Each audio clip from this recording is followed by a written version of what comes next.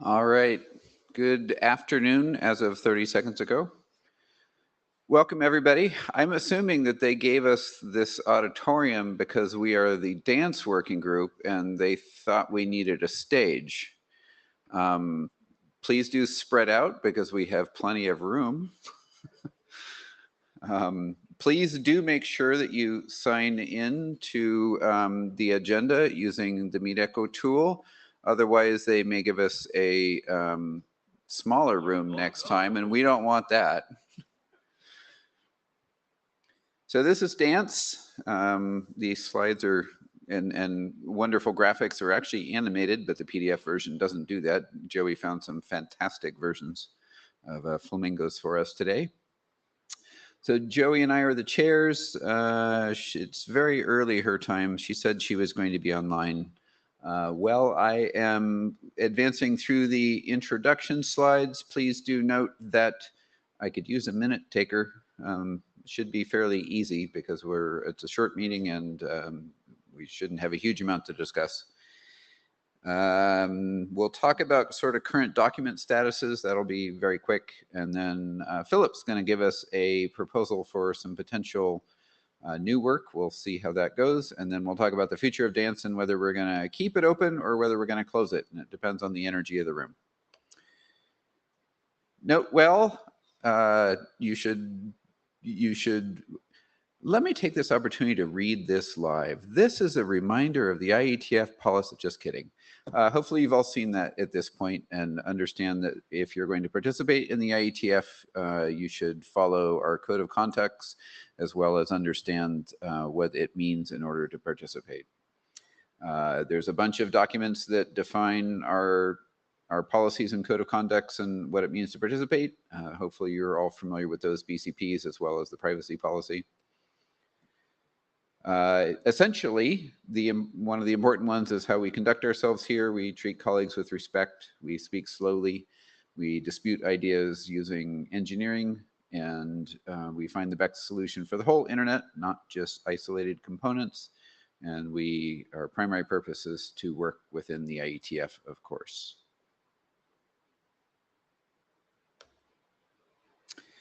This is the dance working group. If you're not on the mailing list, you should be on the mailing list because that's why you're in this room. And it's certainly the coolest acronym ever in the IETF. And so you want to be on the mailing list so you can record yourself in permanent history of dancing in the IETF. We have 3 active documents. These are about to be published finally. They've taken a bit of time to get here. The last couple of years have been a little bit slow. But we have just submitted the Shepherd documents. I think Michael Richardson, who unfortunately has a conflict today, might give us one last change to his write-up, and then Paul's going to take them from there and finally push them forward. And then the last draft today is Philip's that he will talk about here in a minute.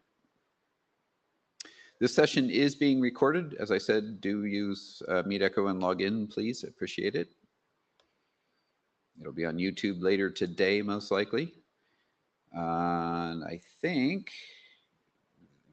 yeah, so that is it. Going back, any other items for the agenda aside from sort of what is on this list today that we want to agenda bash? Didn't think so. So the story so far is that we do have 3 active documents. They've been done for a long time. The bottom 2 were in working group last call, I think 2 years ago, but it was generally agreed upon that we should publish all 3 at once, and the architecture document took a little while to wrap up. We wrapped it up by removing a lot of stuff that really wasn't as needed. Thanks for those that helped put that forward, and we are pretty much done. The presentation that is going to be next is Philip's. So Philip, you want to come up?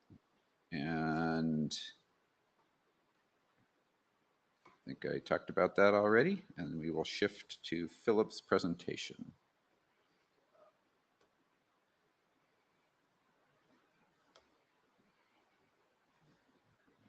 Okay. believe the slide clicker should work, but please do check it. It's right there. Okay. Really quickly before you start, anybody willing to take notes on the notepad? Rich, Tail, Jim. Rich will do it. Thank you, Rich. Should be easy. So apologies for coming late to this party.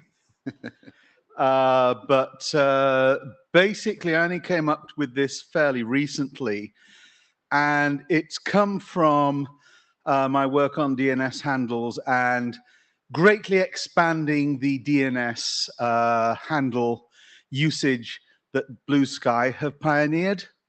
So if we go to the, and basically what I'm going to give you here is the vision and kind of like where I see this fitting architecture-wise, because this is a very different way of looking at what DANCE and TLS client auth could be to the traditional approach.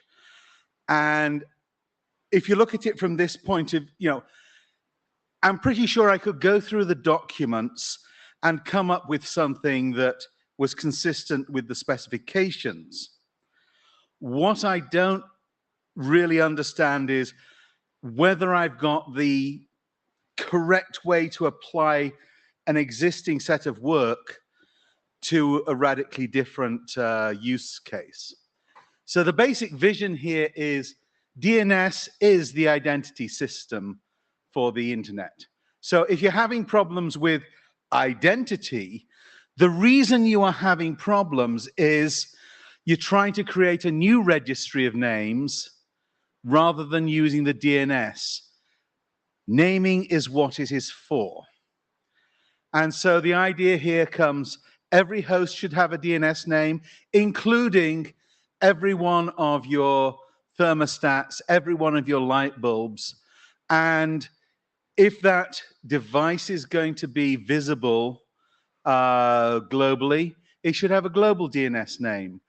If it is available in your network, it should have a unique, globally unique DNS name, even though that name is only visible in your network or only resolved to an A record in your network.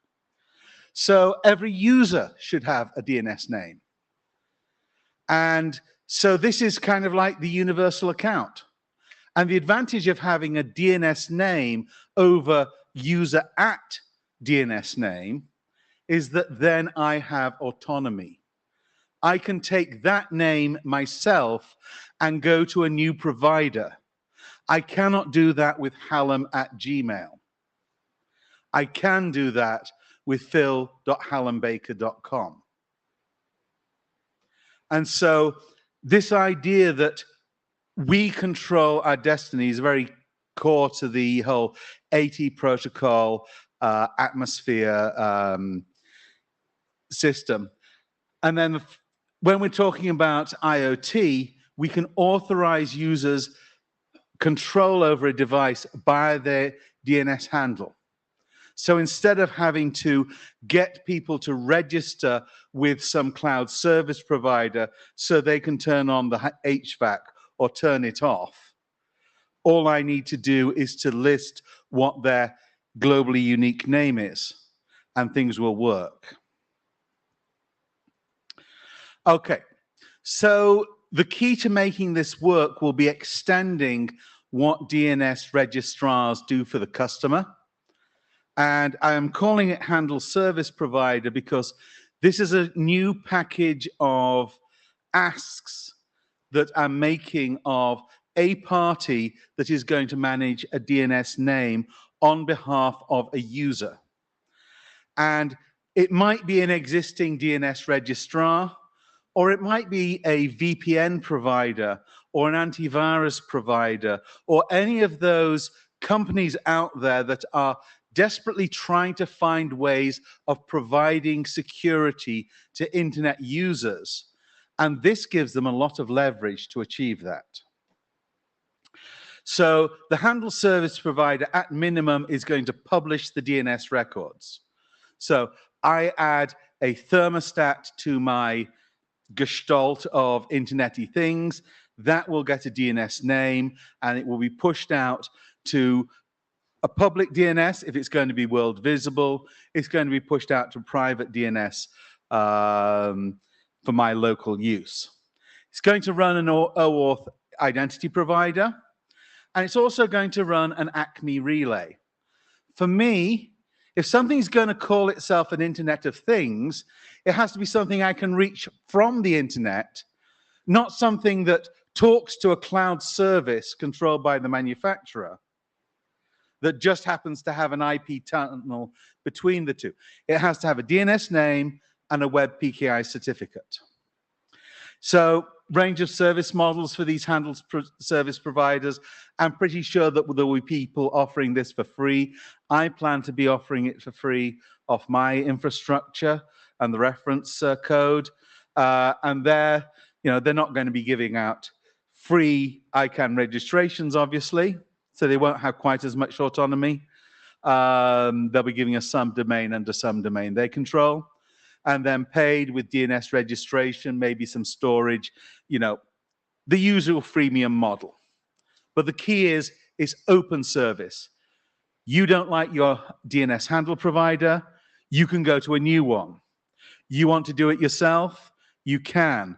There's no cabal, there's no secret handshake, there's no list of approved providers. Anybody who wants to can set up this suite of services. So it's all about user autonomy, and the way that you give user autonomy is you give the user the ability to change their provider. Okay, so connecting up your IoT devices. Can I ask a question now? I put myself in the queue. Sure, I don't know if you want them at the end or... Let me just come to... Okay, so connect up the IoT devices. Every device is going to have a real DNS name. It'll have a web PKI certificate. And when I'm authorizing my other users, I'll list them by their DNS handle. And so the device will authenticate via OAuth. And this was where I was up until 3 weeks ago, when I suddenly realized, when people started to look at this and they said, I live off grid. What happens if my internet service goes down? Your model doesn't work. And that's why I want to be able to authenticate direct to the IoT device. And that brings me to why TLS client auth is the natural way to do that authentication. So yeah. Can you go back 2 slides? So you were saying that this is easily transferable, but in the free case, it's not, right? Right. In the free case, you're going to have less autonomy. I do actually have a sketch of how you would transition from one free name to another. But yes, basically you can make it possible to happen.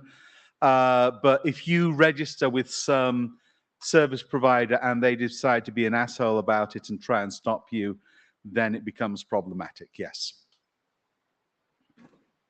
Paul? Hi, Paul, speaking as just an individual. So if you go back one more slide. So if you look at the amount of users that have a domain name and the amount of users that do not have a domain name, you will find that only the 0.00001% has a domain name. Right. So how does this work at all? Like, wouldn't this still just keep people extremely vendor locked in whatever ISP they're using to get their unique DNS handle? Because if all of my house is now using, Paul at or paul.gmail.com, then I'm screwed, right? Like, I'm never going to migrate. The way that the protocol is working behind the scenes is you're mapping the DNS handle to some permanent identifier. That permanent identifier is bound to a public key. And so you can imagine PGP key server systems where you can send a request for what is the binding to this, what is the current service provider for this particular key? And if you look at the way that this is done on Blue Sky, they have the PLC registry there, specifically so that people can change their handle from one provider to another. So there are ways around it. I didn't want to go into great detail, but yes, it is a limitation of the model. Another way that you could boil that cat is that you could set up a free partition of DNS and run it in a GNU name system type fashion with an append-only log. So there are ways of mitigating that problem. However, I think that the reason why very few people have a DNS name is that up until now, there's been little use for one. This will, for a consumer, this is something that does give a pretty good use case for a consumer, I think. So Paul, while you're coming, let me ask you a question. You're right. There's very little usage today. Is that right because there hasn't been a demand, which is what he's saying, or that it's not possible or not easy? We have 8 billion people, and we do not have 8 billion easily memorizable names that we can use. I have nohats.ca. That's lucky. I have like a 5-letter, 6-letter domain name. Like, that's very few people who can have a 6-letter pronounceable domain name, right? So not everybody can have a domain name. It's just as simple as that. Yeah. If you look at my call sign draft, I have gone into this in some detail, a way of making it possible to do it for a one-time registration. But yeah, I'd like to get onto the TLS client auth bit. So Victor has his hand up too. Victor? Yeah. I'm not nearly so skeptical of short domain name shortage for users. If Facebook manages to have 1 billion users or so, it's possible to put 1 billion users into a namespace, I think. Okay, so getting up to what if the internet goes down? In that case, we really want to have a direct communication between the device I'm using to connect and the device I'm connecting to. And we want that to be public key-based, not password-based, because managing passwords on an IoT device are going to be really painful. TLS client auth is the best piece of technology we've got to do that today. I don't think that passkeys are any better. They're in many ways worse. Privacy Pass isn't doing it for this application. TLS client auth is the way to go.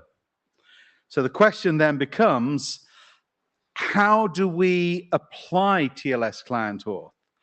In that, I was there right at the time when the first version of client auth came up, and it was, oh, pick your certificate from this list. It was a real problem because all the lists said Philham Baker, Philham Baker, Philham Baker. Didn't tell me how to choose between the certificates. And so we've got a usability issue.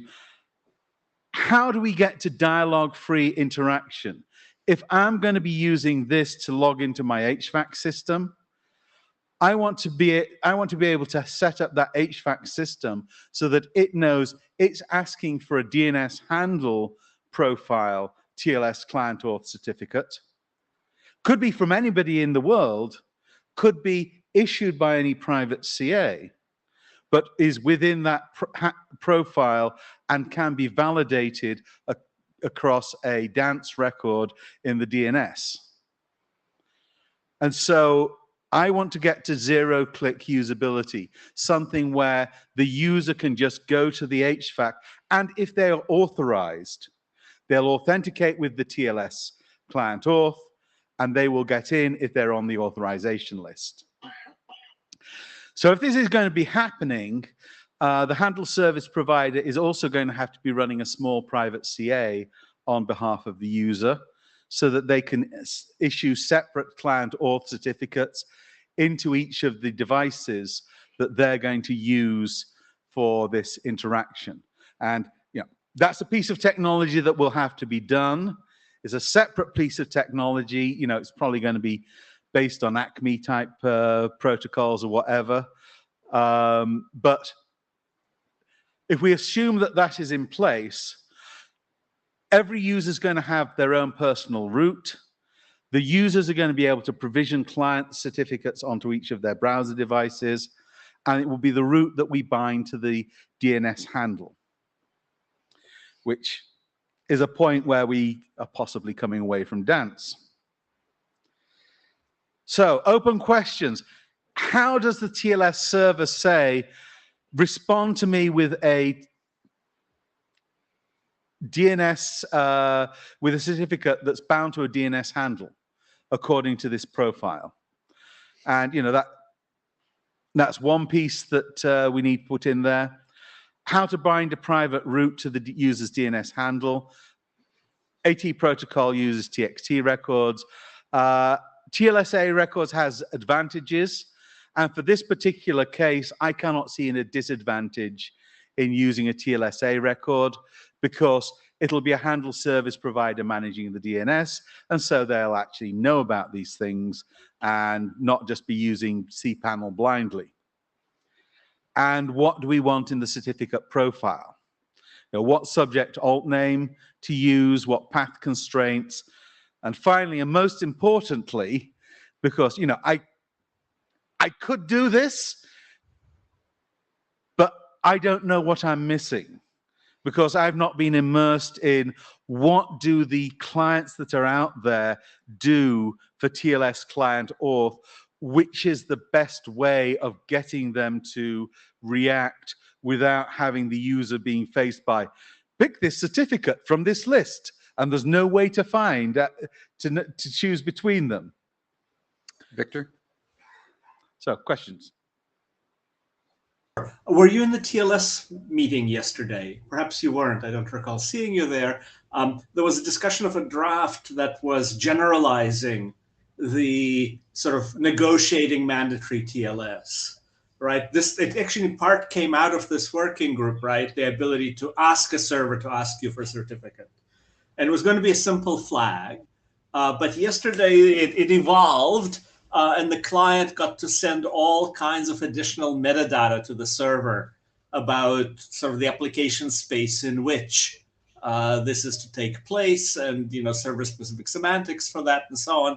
You should look over that draft, because I think there's an opportunity there to communicate to a server information about the client's capabilities that lets it solicit certificates from the client in the appropriate way.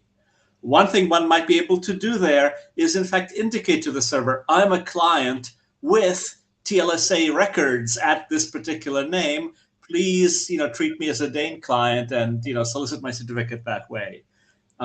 So I think we should participate in that evolution of that draft in the TLS working group.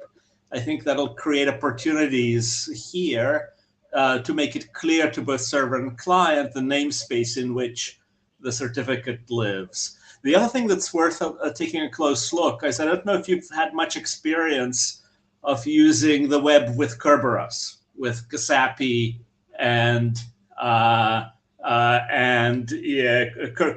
auth. But for all of the problems with Kerberos, the experience of using it in the web is often much cleaner than the experience of using auth and all of those things, because it is so transparent. The namespace is clear, and the browser always knows exactly what to do. Send your Kerberos ticket, to the server in its server's realm. And so all of the cases where I often find that web auth logs me out and asks me to constantly log in again, never happened with Kerberos. When I have a Kerberos ticket and I'm logged into my machine and I visit a Kerberos authenticated site, there is zero interaction. It is fully transparent.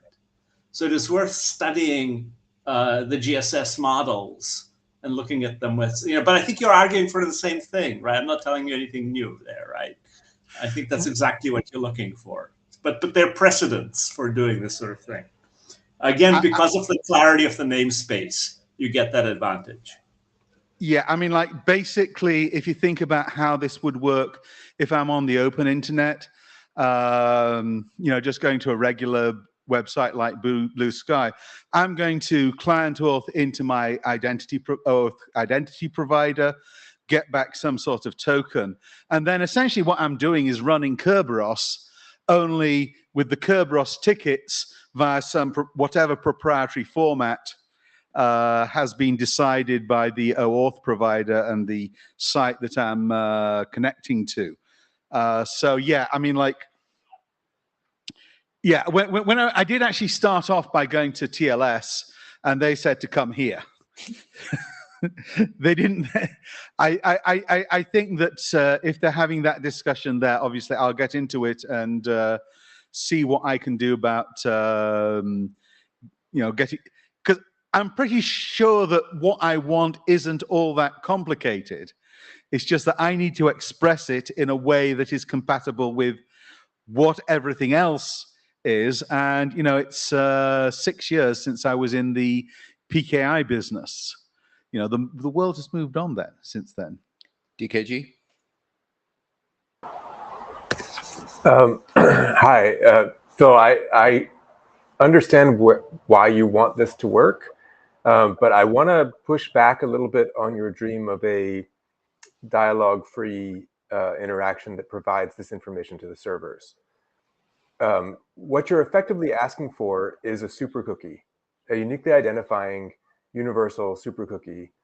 And there's a reason that we have dialogues that get in the way of this sort of thing, which is not everyone wants to be uniquely identified on every time they visit any device on the internet.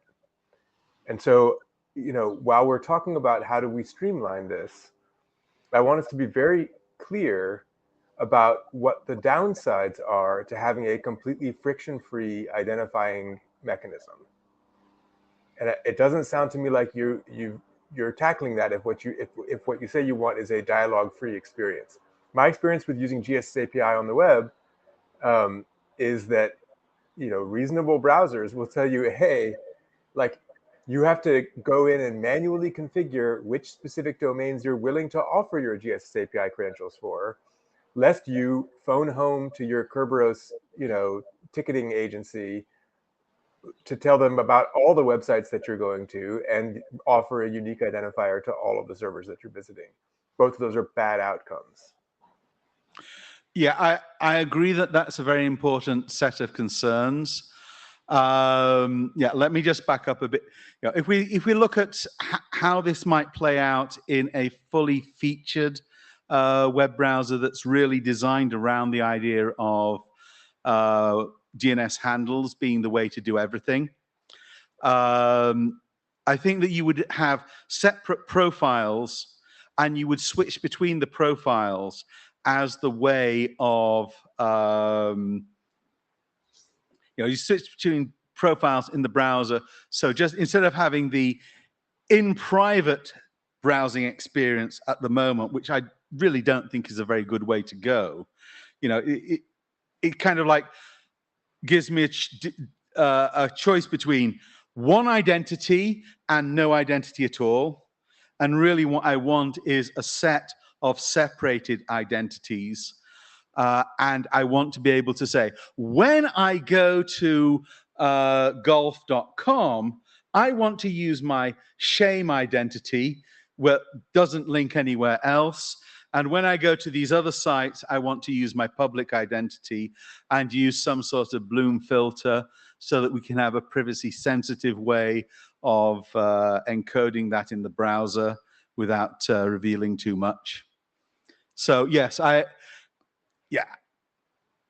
there will have to be some, if people are going to have partitioned identities, they're going to have some dialogue that partitions that identity. But that's not necessarily something where that dialogue has to pop up in front of them every time they go to the site. It can be the first time they go to the site, and then they recognize that we're going to use that identity going on. And because it is tied to the domain name and not to my common name in the certificate, it's a choice that actually makes sense to me, which the certificate select never did. Q. Hello. Kumazel, I come here to speak on CAs and private CAs and to say essentially tread very, very, very carefully. So I recognize that you are proposing that you have a private CA for your little zone. It is not to be a CA that can sign for everything. Unfortunately, path constraints have historically not been implemented that well in many pieces of software. And this could very easily turn into a CA which is not held to the same standards as all the other CAs, being able to sign for anything on the internet. My suggestion would be to consider, do you need a CA in the traditional sense here? Can you figure something else out?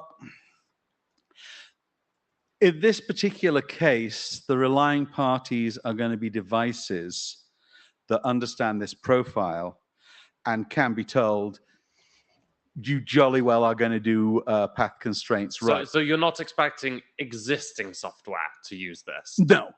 Right, okay. Yeah. And the other thing is, yes, I'm familiar with the reason that we didn't go with path constraints was that Apple, in their wisdom, decided not to support path constraints in a large number of their products that were still active. And the PKIX requirements are that if you have a path constraint, it must be marked critical. Yes. And so what that meant is that when we tried to use path constraints as a way of constraining a sub-CA within the web PKI, it would have shut down a large number of Safari users. This has now been fixed. Yes, it has been fixed. But yeah, I mean, like that was 10 years ago. I mean, like I've been out of the PKI business. Yes. Yeah. So yeah, I'm aware of the path constraints issue, but I don't think that it would apply in this case. And yes, may I make a given comment? my long experience with X509, you know, I am not a fan. However, it does exist. It does have a community of understanding around it. And I think that it's better to go with that route for this approach and tell people, you got to do this right. Well, I'm satisfied that you have considered the flaws in X509, so good. Yeah. Victor? Yeah, I mean, my early career was fixing them. Yeah. So a couple of comments on that. One, you keep saying path constraints. I think you mean name constraints. And the wonderful thing is you're in the DANE working group, DANCE working group. And we actually have working name constraints in DANE because it's based on the DNS namespace, right? The authority that publishes your TLSA records is naturally partitioned. Only the zone that can sign for those records can sign for those records. There aren't lots of random CAs that can issue TLSA records for a particular domain. So in the space of names that are whose credentials are tied to DNS names, you naturally get name constraints because you're not introducing random CAs, you know, web PKI style. The CA is via DNS. I agree. Yes, if you are coming at the certificate from the DNS, that's not necessarily how you are doing it in every case. I mean, like, it's the only way to get working name constraints, right? You already said we only have one name system, right? I mean, you've started with that. Yeah, right? I mean, basically the idea is that if you've got a private CA that is only going to issue for that DNS handle, yes, that information may be in the DNS. I'd also like to have it in the key signing key for that private CA because otherwise bad things can happen. I'm not sure why those are alternatives, right? The CA can be bound via TLSA, DANE, TA records to a particular domain, and then it gets to be authoritative for that domain and can issue certificates, you know, PKIX for that domain, right? Provided provided that that is the route that you came by that certificate. Yes. It might not be. Mm. And you Anyway. know, I've had an experience of people taking my specs and using them in ways I don't expect. So I would like belt and braces here. Okay. So anyway, onward. So my question sort of follows along, right? Which is, as Victor said, this is a DANE-based working group. It's in the title of the working group.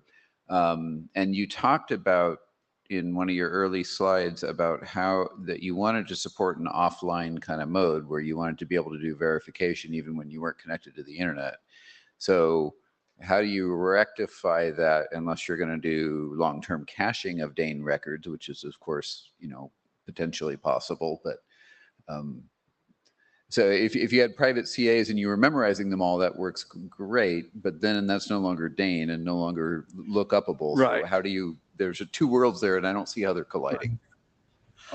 Wes, wouldn't you have a trust anchor for your zone, your own zone statically configured? So a local DNS infrastructure is one way around that, yes. But. Yeah. Right.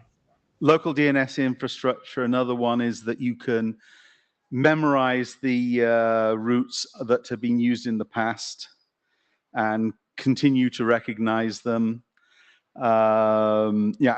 Eventually, you know, I think that the offline case eventually has to go to some sort of device in the fabric of the consumer's house to keep it all running in synchronicity.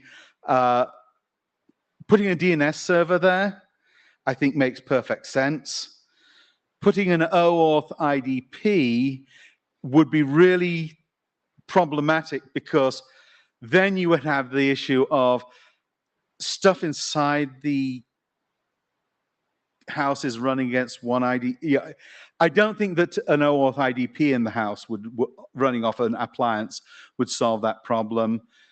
DNS server in the house. I mean, you already have a DNS server in the house. It's just not a very interesting or good one. No, it's not authoritative. Right. Okay. Are you done with your slides? Yeah. Okay. I wasn't sure if this is the last one. So that being said, any other questions? There's one more slide, I think. Oh. Yeah, next steps. So do we want a short draft to nail down this handle profile? It does look like most of the problems already constrained. Or should I do it some other way, or what? That would be the next question for the working group. Yeah. So we'll come back to that. We'll get to the next steps or where we go from here. Victor? Yeah, I'd like to see a bit more detail on the protocols in question to better understand the problem. Because right now it's still a little, you know, nebulous as to what exactly the interactions are. So I think it'll be easier to understand. Maybe in the context of that paper, it'll be easier to tell, you know, what actually is likely to work. The other thing I should point out is that if you're really offline, one of the hardest things to get working is time. And many of our security protocols rely on time. And once you cut yourself off from the internet, you know, where exactly do all of the devices know about, you know, expirations? Is there even such a thing as expiration? Where do you get trustworthy time from in an offline world? It's a hard problem, unless it's from the GPS satellites and everybody always has those, you know, at hand or something. I don't know. So you'll need to solve that problem too, among many others. But yeah. Yeah, I mean, the reason that I'm coming here now is that I was told the working group is on the verge of shutting down. I wanted to get to this expertise before it evaporates. I think the general problem of how things are going to operate offline is obviously much bigger than TLSA and DANCE and so on.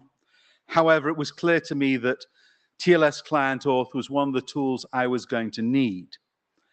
When you're operating, you know, if an IoT system is hooking into my off-the-grid infrastructure, I'm going to be giving it a lot of information via DHCP.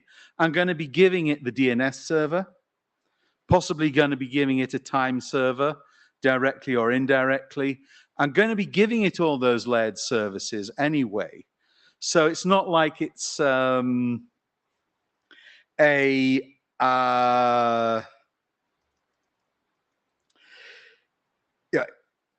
I'm going to have to do a lot of stuff to get things to work really well offline for the permanently off-grid people.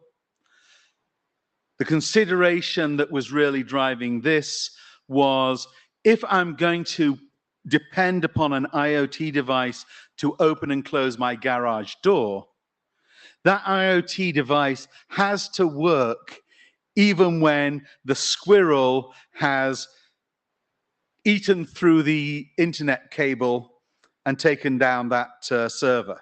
I mean, you know, while I was here, a squirrel managed to evaporate itself and take down my internet service.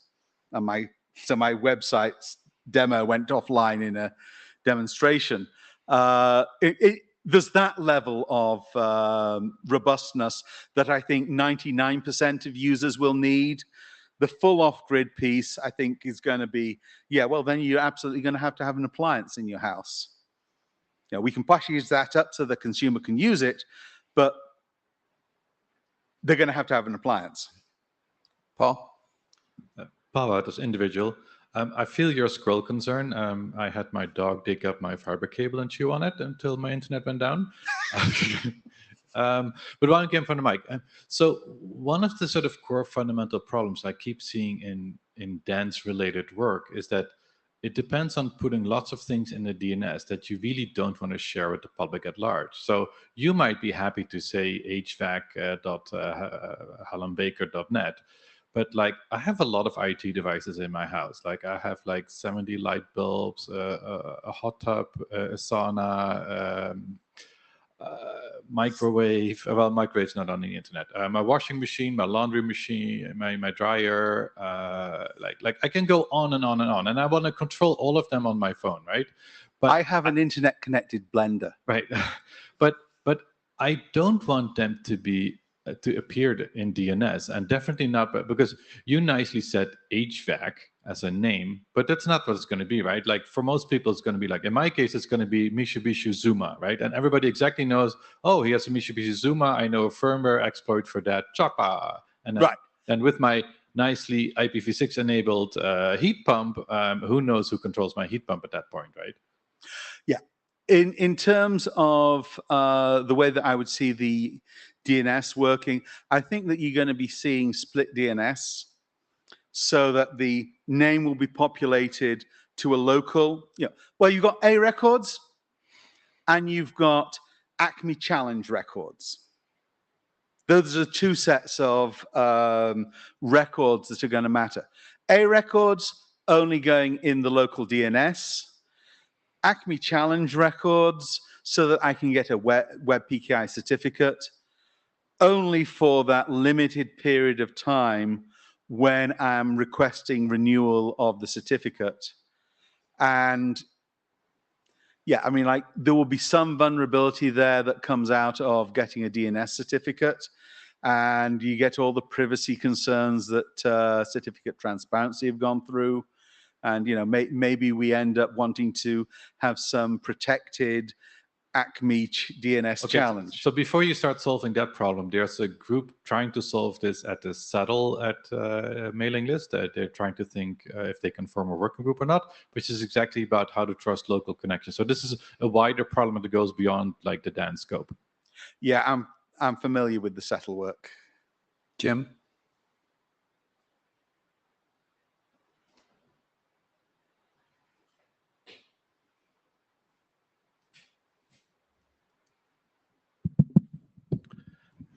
Thanks very much, Wes.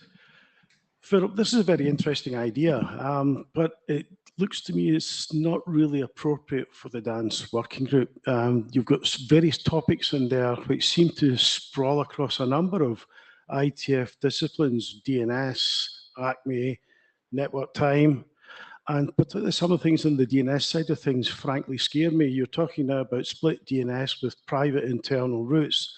That's a recipe for disaster. And I think it'd be very, very difficult to make that work at scale. Very, very few people in a sort of domestic or small home office setting know how to set up DNS or even set up DNS. So I think you're going to have a very difficult problem trying to get this deployed. As how to advance this work, I really don't know what the best thing to do here would be. Maybe this is better done on a mailing list, and once you've got a multidisciplinary buy-in from people in all these different sectors, perhaps you could put something down the individual submissions route.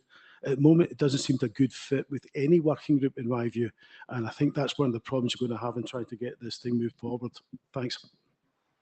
Well, that's a common feature of a lot of my work, because what I'm trying to do mostly is I'm seeing the broad sweep of IETF specs, and I'm trying to make them work with Formula One level of integration. So I want to achieve that seamless user experience. And so, most of my specifications are going to touch on multiple things, because I need to get changes in more than one place in order to avoid presenting the user with mystery, demands for information they don't have, choices based on information that they don't understand, and so on. Yeah, I mean, I'm not sure that split DNS is that much of an issue, though. I mean, like, every enterprise has split DNS, and I have split DNS in the house right now. With DANE. What it does require, though, is to have something a bit better than the DNS server that comes with your cheapo internet router. Yeah, but I think that's changeable. With respect, Philip, I think it's all very well to say that you can set up split DNS. I, as a DNS geek, can set up split DNS, but my next door neighbors can't. They don't even know what DNS is. So I think you're trying to sort of oversimplify some of the problems here. And I think those particular issues need to be addressed and identified in a better way than you have done so far. And I'll actually go a little bit further and say the use cases that you're trying to put forward here don't seem all that clear to me. For example, you're talking about things to do with split DNS and some kind of, if I understand correctly, in a domestic setting or a small home office type setting or whatever. If you present that into the DNS working group, it's not clear how you could articulate what the requirements are and what your your use cases are. And that would make it difficult for the working group to figure out how to pick this piece of work up and take it forward. So I think you need to do a little bit of work on those kind of things before you can present them out in the specific working groups. That was why I was suggesting set up a mailing list somewhere and try to encourage others to come and contribute to your ideas. And then once you've got a better way forward in terms of requirements and use cases, we can either figure out if it's appropriate for a specific working group, or maybe it's better best shoved down the individual submissions track. Okay, with respect, when I was talking about the split DNS, that was in response to a specific set of questions about privacy concerns, not about what's required to make TLS client auth work. Yeah, but you were also talking. You were also talking about a private route. Yeah, but that's okay. So that's very simple. Let's interrupt this particular solution engineering. They're good problems, and I think we have food for Philip to go think about. We do need to, start getting closer to wrapping up. Just FYI, Victor, go ahead though. Yeah. By the way, it's not private routes that are required; it's private trust anchors. They don't need to be at the root. Right. So, and that actually significantly simplifies the problem. I'm also not concerned about, the neighbor being able to set up split DNS with the DNS infrastructure and tools and software that's available now. Right. In order for this to work, we would need to actually design and implement devices and software that make running your own DNS server at home accessible to the buyer of an IoT, set of devices. They would have a home hub that would, take care of all of this stuff, and presumably easy enough to configure that it's easier than what they're doing now with all of the stuff to set it up with all the vendors that they have to be in touch with, just to get all of their devices online. So I'm not too worried about can we teach users to do this with technologies that are available to them immediately now? This looks like a wholesale revolutionary design, and it's an interesting thing to explore. It's not a let's combine a whole bunch of things the way they are with some rough glue and and we have a solution. So the IETF is not very good generally at this kind of architectural problem, and Philip I think knows this well, right? That the IETF is heavily siloized into individual protocols and doesn't really do architectures. Right. And so there's only so much help you can get here, which is to iron out the various protocols. But the architecture work you'll have to do yourself, and make it happen, in the world by marketing it effectively and getting lots of people on board to work with you. The IETF will not be the vehicle that will get the architecture across, probably. But I think there's good bits of DANE that might apply here. Maybe they'll need to be tweaked a little. Who knows? But yeah, articulate the vision. Yeah, I agree with that pretty much. I mean, I think that this group, whether you do it formally or informally or whatever, you can probably give me the information I need to complete the draft, and then we've got the TLS client auth piece done. Looking forward down the road, there would have, if this was going to be working in the IoT space, there would have to be people producing IoT devices to some profile so that when a user buys them, they know they're getting an autonomous device that they're going to control, that isn't going to be arbitrarily turned off in 8 years' time because the manufacturer's bored and wants to do something else, or make me buy a new set of thermostats, like I'm now having to spend $1,000 on new thermostats because the manufacturer got bored. So yeah, there's going to have to be some sort of branding system. There probably will be a home hub, and there'll probably be some sort of industry association around it. But the technical piece needs to come from here. I don't want them to be doing technical specification standards work. Okay, Rich? Yeah. And I did lock the queue, just FYI. Okay. I think this is a repeated problem in that you come, as you had said, with a large-scale architecture to the IETF, which, to emphasize what Victor said, doesn't work that way, right? It's a special case when one working group or one area collaborates with another. So I think the whole approach, the IETF is the wrong place to do it, unfortunately, perhaps. Thanks. To be fair, we do build building blocks at the IETF. But Richard? Yeah, I just want to raise a process point that looking through the slides here in the drafts, it seems like most of this document is out of scope for this working group. There are some bits in it in establishing DANE for clients, but most of it's other stuff. Certainly we would need to recharter anyway because the current milestones don't work. But thank you. That makes sense. So let's go on. I think, Philip, we've given you a lot of feedback to consider, and hopefully some of the what's missing, question has been answered by the audience at large.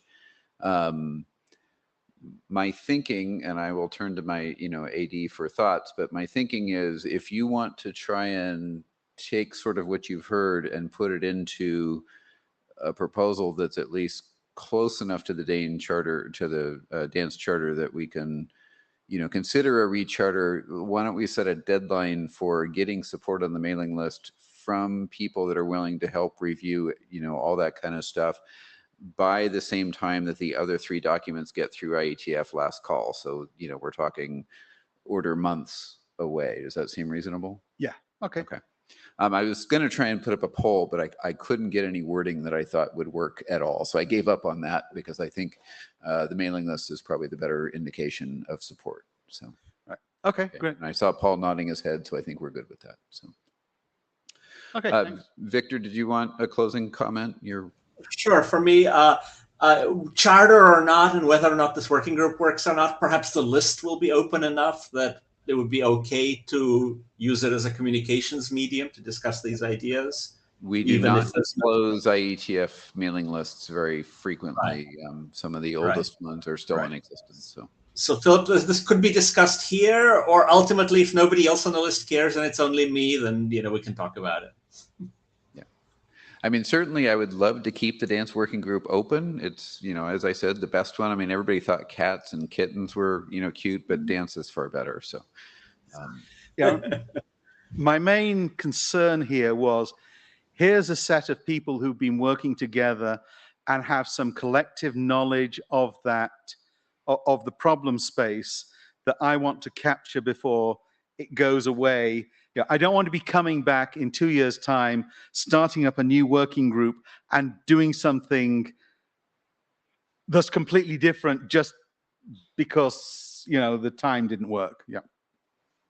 So let me just, as Paul Wout, as security AD, let me just give me some context here. This working group has been extremely hard to push work forward, from the draft writing itself to the management of the draft to getting Shepard's write-ups to continuing. So I would be very hesitant to take on new work unless there's strong support moving this forward. And strong support has to be more than the 5 people that has been, we've been pushing and along this track, not very effectively. Okay. Yeah, agreed. So, so with that, I think, the last item that we had on the agenda was essentially, next steps for the working group. And I think we are at the point of, once the other documents get through sort of last call, we'll likely close the working group unless there's enough support for new ideas. So if anybody has other ideas and has enough people with support behind them, you probably have a couple of months to get them into and through the mailing list with a lot of discussion and people willing to help. So otherwise, this may be the last dance. It's looking like at 11:59 p.m. The dance is going to close at midnight, and so grab your last drinks, and we'll have a slow dance out of here. So, all right, thanks everybody for coming.